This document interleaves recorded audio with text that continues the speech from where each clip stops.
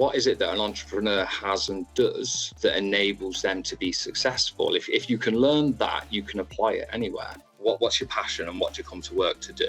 And what are the capabilities of the level of somebody in that role you want to be in? I was thinking, actually, my passions, I want to solve problems, I want to create value. What does somebody at a senior level do? Well, they communicate well, they lead teams, they train others, they support and develop the community around them. And the more I looked at entrepreneurs, the more I realized actually they're problem solvers, they recognize opportunity, they exploit those opportunities. When I think about where's my next move, I'm not just thinking about how do I move from, up my career ladder. I'm thinking, actually, do I want to remain in the same skill or do I want to diversify my skill? Do I want to work in the UK? Do I want to work internationally?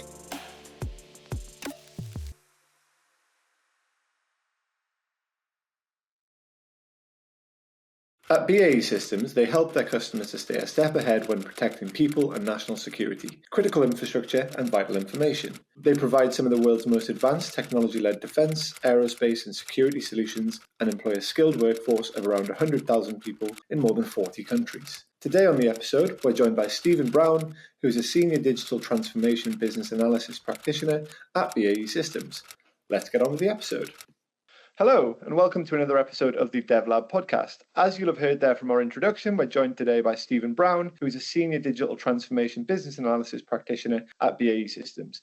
So Stephen, welcome to the podcast. Good afternoon, Phil. Hi, how are you? Yeah, very good, thank you. Very good. Great to have you on. Look, we're going to delve into it, and I think a good place to start, when we were catching up before, you mentioned you kind of switched from a non-technical industry into technology at BAE Systems. So first, before we kind of delve into that story as a whole, just wanted to try and understand what was your challenge in kind of making that transition from a non-technical industry into the technical side of things at BAE? What was the challenge?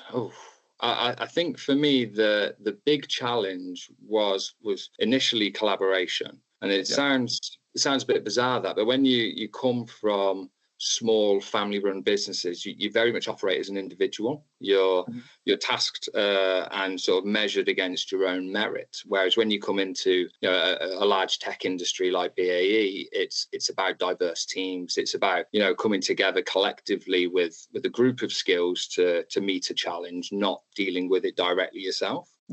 It was a big adjustment when I first got to the business. Fantastic, excellent. And look, I'm sure we'll delve into that as we, go further into today's conversation. But look, first, let's talk about that journey, right? So, how did your non-traditional journey from kind of leaving school a little bit earlier to university at 29 help shape your career? Like, why don't you tell our listeners a little bit about you, yourself, and ultimately how you ended up in this current role? Yeah, so I suppose where I started, as I say, non-tech businesses, it was retail and butchery is where I started. And I suppose I had a bit of a vision about what I wanted. There was, I suppose, a lot of those, perceived glass ceilings in small family businesses. And really what I wanted to do was use my skills to solve problems and generate value. I say from being in sort of these small environments, you ended up touching a lot of areas within a business. So, you're touching on finance and logistics and account management, and you operate in a lot of areas, but it was never really quite enough. But fortunately, it was good exposure to entrepreneurship and entrepreneurial businesses. And I was able to use my past experience to sort of support my application to university. So if I probably haven't expressed this directly, but I left school when I was 16 and went straight to the workplace. I didn't go to college or university early. I went to university at 29. Where I went to Coventry, and I approached their entrepreneurship school, who had a look through my CV and sort of challenged on, well, why entrepreneurship though? So if you want to come to university, not necessarily why Coventry, but why entrepreneurship? And I suppose for me, it was two things. I felt, well, I've spent a lot of time in small businesses. What's to stop me doing this myself? And then the other side was, well, actually, what is it that an entrepreneur has and does that enables them to be successful. If you can learn that, you can apply it anywhere. And the more I looked at entrepreneurs, the more I realized actually they're problem solvers. They recognize opportunity, they exploit those opportunities, and then they recognize where value sits in a business, and then they look after and manage that value and look to increase it. And when you think about the tech industry, and particularly my role in business analysis, I'm always closely looking at, well, what are the problems in the business today and how do I solve that problem? What's an opportunity that I can exploit, make more efficient or more effective? Alternatively, how can we increase the value of a product by working smarter and using tech to our advantage? So it was an interesting journey to sort of think, actually, one day I'm selling beef into a butcher's shop, and then the next day I'm sitting in a classroom and trying to learn some I suppose advanced knowledge really that can help shape a career when I move forwards. Whereas that was very interesting, sort of traversing that journey. What was, I suppose, difficult was when I entered BAE, I sort of thought everything tech is digital and computers and coding, and it took a while of going through sort of some of these functional and non-technical skills to really find where my niche was in the business. Awesome. And look, just to delve into that a little bit, because I think it's really interesting for anyone out there listening that maybe isn't currently in a tech role, is maybe thinking about this sort of transition. Like, what was that process of actually trying to work out where your passion lies, or what you enjoyed, or where you wanted to focus your time? Like, how did you actually go about that? Yeah, I'd say so. A lot of that came from sort of being in these family-run businesses. The knowledge you gain is very broad, but not very deep. It's quite shallow knowledge, and you end up working in lots of different areas. And as a result of that, you encounter problems all the time, and you're forever thinking on your feet, saying, well, actually, it's a new problem today, let's quickly solve it. And part of that, the need to solve the problem was, I say, coming from beef and butchery, the problem has a shelf life. And if I don't solve it, then the value of the business decreases, the value of the product, our profits all get impacted significantly. So it sort of sparked that piece of solving problems is really enjoyable, not selling meat, it's the solving the problems aspect. And I want to do that more, and I want to apply it in a different organization. Fantastic. And I suppose when you first joined BAE, did you join, in one specific role? Obviously, you're in kind of an analytics role now. Is that kind of where you started, or has that evolved, and actually has BAE given you the freedom to kind of try different things and kind of see where you feel like you're going to fit in best? Yeah, it's been quite a diverse career, is what I'd say. When I joined BAE initially, it was into a short-term 6-month role in recruitment to help with some of their graduate and apprentice recruitment schemes. And I thought, this is a good opportunity to see a big business and see how comfortable I am in this environment. But it was sort of very much like dipping a toe in the water. Once I got in, I sort of adopted to their culture, and their ways of working were fascinating. I thought, I maybe need a little bit more of this. And it has led to me moving around.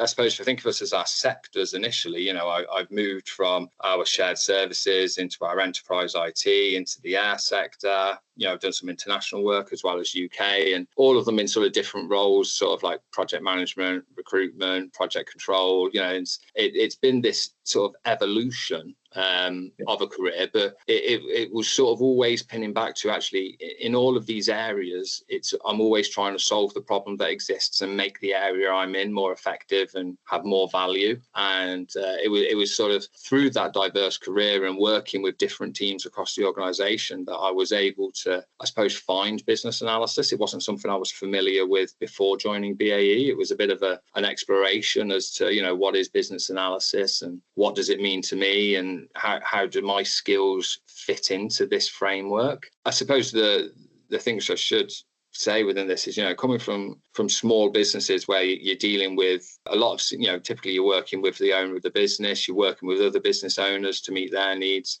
My ability to engage stakeholders and build a network that I could sustain was really good. So I was sort of bringing those skills from my past industries into BAE and going, actually, let's use that to create broader networks, get opportunities where I can get into a different community and explore easier about what they do and how they operate. And that's really helped shape that move from the non-technical aspects of my role into the technical side, into the true problem solving, IT solution driven aspects of business analysis. Fantastic. And would you say your kind of start out in the kind of recruitment and supporting others' career growth within BAE also kind of helps you there? I guess that probably gave you a bit of an understanding of lots of different roles within the business that now when you're in your current role, you can kind of take that knowledge and apply it.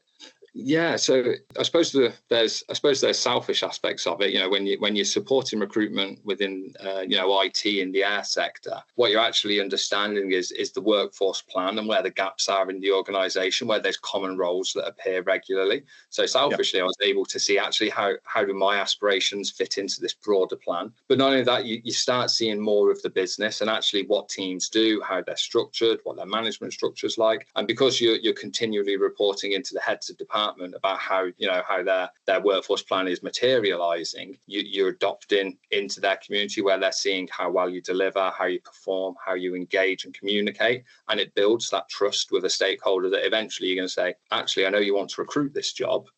Yep. Is there an opportunity for me to step across? Fantastic. Excellent. Yeah, no, I think definitely I can see why that breadth of knowledge, as you kind of touched on, is really applicable, particularly for a role like business analysis, where you're not, working in a silo, where, collaboration and understanding of the domain in general is so influential to the work that you do. What advice would you give to someone who maybe is in that position, who maybe isn't in a technical role, hasn't really been involved in that side of, that side of a business before, and is maybe thinking about making that move? Maybe if you go back, and chat to yourself at kind of 26, 27, what's that bit of advice you would give, knowing what you know now?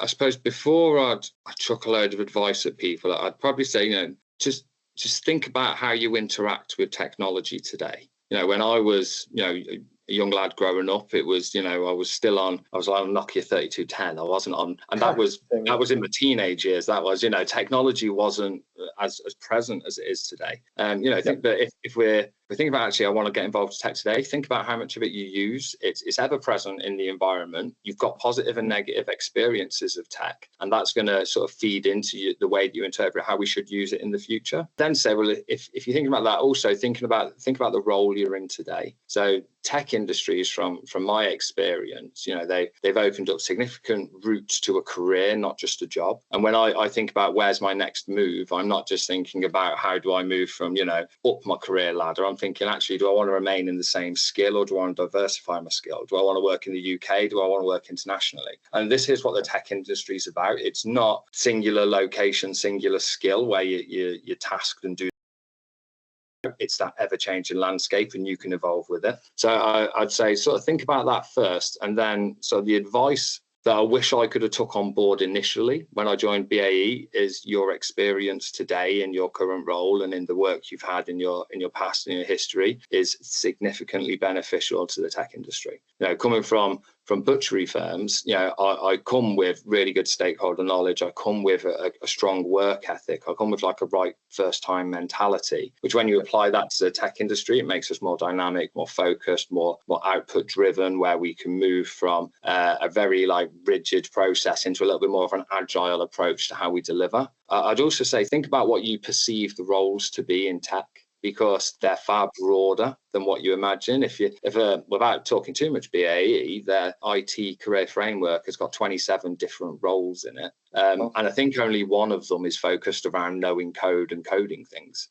So tech isn't just what we I suppose we perceive it to be. It's actually a lot broader than that, and there's a non-technical aspect of technical industries as well. And then the final thing I'd sort of say is, don't be put off if you're sort of thinking, I want to make a move, but I'm not certain how. Have a look at the roles that exist and find where your passion is. So for me, it's problem solving and it's creating value. If you can connect that dot from that passion in you into what a role is asking for in a tech industry, you will be able to perform in that role. So when you look, if it doesn't look right the first job that you see, just look again, because the roles are there. There's a shortage of resource in this space, and there's a shortage of skill in tech industries. So, have a look, find where your gaps are, find your passion, and then connect it into the tech industry. And there is a wonderful career ahead of you that's available. Fantastic. Yeah, really well said, Stephen.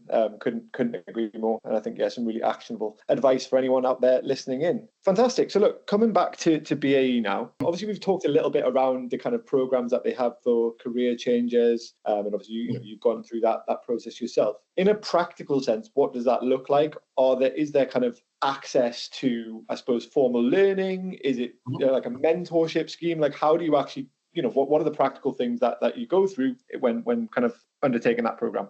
Yeah, so if I suppose there's a couple of bits I want to touch on here. So your access into BAE there's not only one route to access us as an organisation. We've got early careers programs, we've got enduring roles that are sought through that route, or you've got your direct entry positions. And when I think about some of the people who I work with or have worked with, they've came in. If I think about one apprentice who I've been working with recently has changed to BAE because they used to run their own business in a non-technical industry and wanted to, it didn't go as well as they'd hoped and wanted to create that change. So, you can come in through an apprenticeship scheme, get degrees, get education and qualifications to support you. Or if you come with that qualification into like a graduate scheme, we can support the further development of that knowledge through some of this industry best practice training. Yeah, a lad we used to work with, I won't name his name, he did 2 years with myself learning business analysis and developing skills. And that was through the BCS International Diploma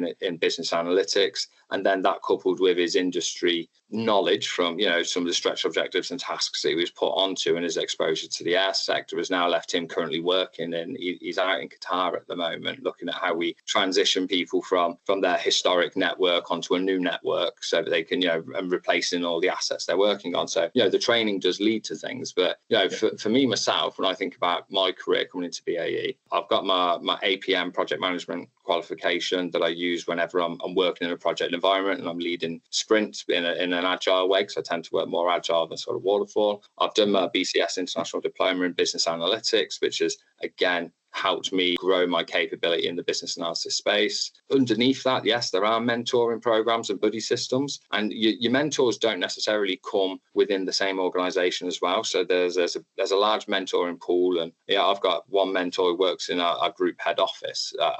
I see him very, very much rarely, but actually it creates this really good sounding board to give you advice and career progression support to help you think about actually how do I want to traverse quite a complex organization. And then I suppose locally, if it's not these direct training and mentoring routes, we've got well-established communities of practice. So every month, I go and meet with people who are part of the business analysis and business architecture community. We talk about best practice. We talk about the problems and experiences that we've had working in different programs and how we've approached tasks in the past. It's never a problem. It might be a problem I've not seen before, but the community that I'm part of has. And if there's not a training program, there's somebody in the business who I can network with, who can support that skills growth and the transfer of knowledge to make me more effective. I suppose it all rounds back to, the networks exist. You just need to come and be a part of them and join in with them to help you share that knowledge and experience so that you can grow and you can then pass that knowledge on and help others as well. Fantastic. Yeah, and it's great to hear that there's different kind of approaches there. I'm sure, different people resonate more with perhaps relying on that mentor more, or perhaps the more formal learning. So it's great just to see that, that those kind of differences and ways that people learn are kind of really factored in. You've touched a few times on, the ability that BAE Systems gives you in terms of moving across different verticals, different kind of roles within the business. What does that process look like? Let's say, in a year's time, whatever it is, you're thinking about that next transition.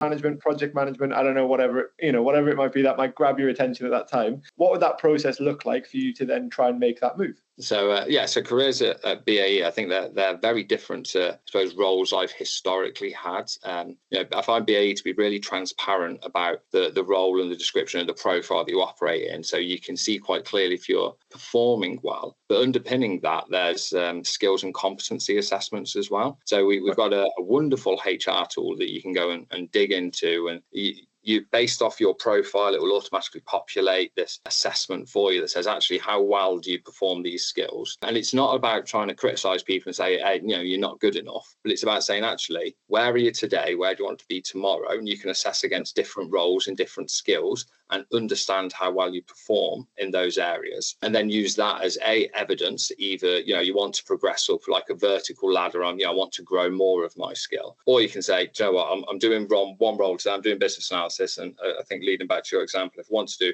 say, project management in the future, how do these two skills interrelate? What's the transferable skill from one environment to the other? And then when we identify what they are, it's how's the business support you in bridging that gap? And again, referencing back to, I suppose, our previous conversation about, the route to training, it's all accessible, but then there's also things such as development plans and stretch objectives and sort of internal initiatives you can get involved with, which are not necessarily as well time bound. So you've got a little bit more time and flexibility in there, so that you can access, I suppose, the exposure and the experience of a piece of work without it being part of your core day job. And it's an opportunity for you to learn and grow and develop that skill without it being sort of critical to your role. So we can be very supportive in that space as well. Awesome.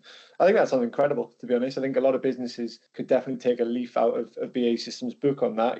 If people are looking to make that move or make that transition, if you're not offering these opportunities within the business, then often they go external, right? They'll go look for that opportunity elsewhere. So if you give someone the opportunity to, try out different roles across their career within the business, then you're giving them that progression, that opportunity. And I'm sure that then leads to better retention numbers overall when you think about staffing. So really nice to hear. So I think it certainly will be. And what I also like about BAE is that I feel like you never, when people think about a career ladder, and it's like you're trying to climb to the role above it. The way I've seen my career is it seems to be you're on multiple ladders at the same time. So there's an ability for you to develop, if you think of like your core skill. Like for me, business analysis, I can get more technical knowledge, I can learn more tools and more techniques to evidence that I'm a better analyst than I was historically, and as a result use that to promote the opportunity to progress. There's also that I want to diversify my skill. I want to be on a different ladder, and I'm going to gain skills and knowledge there. There's also the sort of like leadership programs that exist at BAE that say, actually, there's a route for you to grow into more of a management role than the technical role, because, all businesses need people who are looking after the programs and managing teams rather than sort of trying to be deep and in the weeds of the technical aspects of the role. So it's like you're trying to climb multiple ladders at the same time. And I say something, obviously, I suppose, sort of more of a post-pandemic situation. Our adoption of that hybrid working approach is now just sort of like common, and sort of like at the core of BAE is this hybrid approach. So you tend to, from what I find anyway personally, my enthusiasm when I'm in the office is far greater, because I know I'm there for a purpose. I know I'm going to meet with the right people. I'm going to make decisions that day. I'm going to action specific things and then network with the right community. And then when I'm back at home in my office, where I am today, it becomes more of an environment of this is focused work time to develop the packages that I'm on and the programs that I'm on and the projects. And then it's back into the office to explore and network and develop your career moves at the same time. So I think we're really supportive as a business in identifying the best way for you to add value individually and then add value as a team and demonstrate those skills for growth. Awesome. Yeah, look, all definitely sounds great. And, I think the ladder analogy is a really nice one. And I think a lot of people, perhaps when you're on that one ladder and you have your lead, you have your manager, those positions aren't open, you're kind of sat there on the ladder waiting for that position to open up. Whereas the fact that you can maybe move to that adjacent ladder, definitely makes a big difference, I think. If I can add in on there, when you talk about that, I was given some advice a couple of years back. I was talking to, it was our IT director, because I was in a position, I was like, how do I get into the role that I want to be in? And he sort of said to me, like, what job do you want? Like, what's the future job? Where are you striving to get to? And I was like, IT director. And he was like, well, unfortunately, there's only one of them, and it's currently his job. So it probably didn't land too well when I think about it historically. And he said, what you need to start thinking about, Steve, is, again, what's your passion and what do you come to work to do? And what are the capabilities of the level of somebody in that role you want to be in? I was thinking, actually, my passions, I want to solve problems, I want to create value. What does somebody at a senior level do? Well, they communicate well, they lead teams, they train others, they support and develop the community around them. And it's when you start bringing those two things together, well, if I do those two things well, the ability for me to climb through a career increases dramatically, because I'm no longer looking at one job. There's only one IT director, but there's lots of people who lead effective teams, who solve problems, who, approach things in a right way where they develop the people around them. And then it's less about the job I'm in. It's actually about what I do whilst I'm in the job and how well can I do that. And it sort of changes your perspective on how you want to approach your career, not just looking up to climb one more rung on the ladder. Awesome. Look, and again, I think, for anyone out there listening in, again, lots of lessons, lots of great advice in your answers here, Steve. Thanks. Look, my final question is around kind of tech trends and things like that. And then, of course, if there's anything we haven't had the chance to cover that you wanted to kind of share with the listeners, give you plenty of time at the end if there is anything. So what current technology trends do you think will have the biggest impact on your role and projects that you're working on within BAE Systems? My view of tech trends and how tech will affect, I suppose, us as an organisation, I think about AI. As I'm sure everybody does at the moment, it's an absolute game changer for the way that we're going to work and operate, not just at BAE, but globally. All businesses will have to acknowledge the significant impact that it's going to have. I suppose if I think about how I've adopted it in my home life, like these days, me and my wife, all of our planning on what we're going to do on a weekend, we feed AI lots and lots of things we want to get done. We, tell it all the chores that are in the plan and say, how do I set up my time? And it spits out an answer and a schedule. And it's like, it makes the easy task really easy. It makes it even easier than it was before.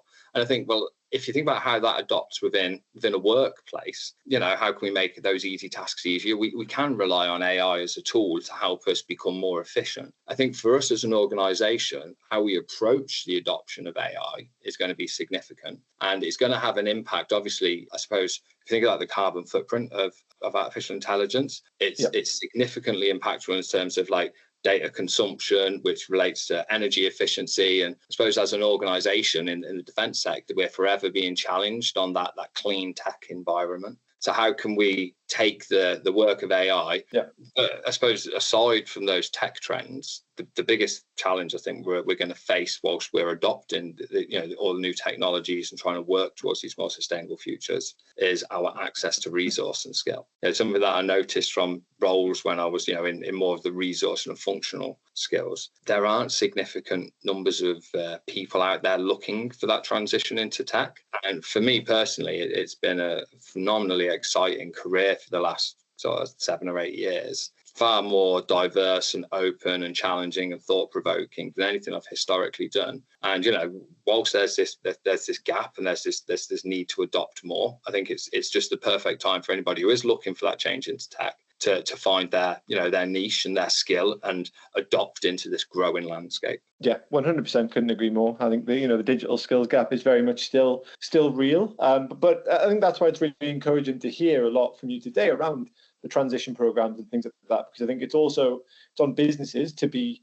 delivering these schemes and offering these schemes out, and it's great to hear that BAE Systems is and advertising them as well, because often there just isn't enough general knowledge that that these things do exist. So it's definitely a two-way street in that sense. But 100%, anyone out there that is listening in, that is thinking about what's next for them, I'd certainly encourage you to explore the opportunities within technology and certainly have a look at BAE Systems. We'll make sure in the podcast description that you've got all the relevant links and insights you need in order to get in touch if you are interested in making that transition. Awesome. Well, look, Steve, thank you so much for that insight there. Was there anything else that we didn't get the chance to cover in today's conversation? Anything at all you wanted to kind of share? I suppose just as like a final sort of thought from me, and I suppose for me, it's like, why did I choose BAE? There's a lot of tech organizations out there. There's loads of opportunities, but why BAE? And I'd say go and explore their websites and have a look at what they stand for as an organization.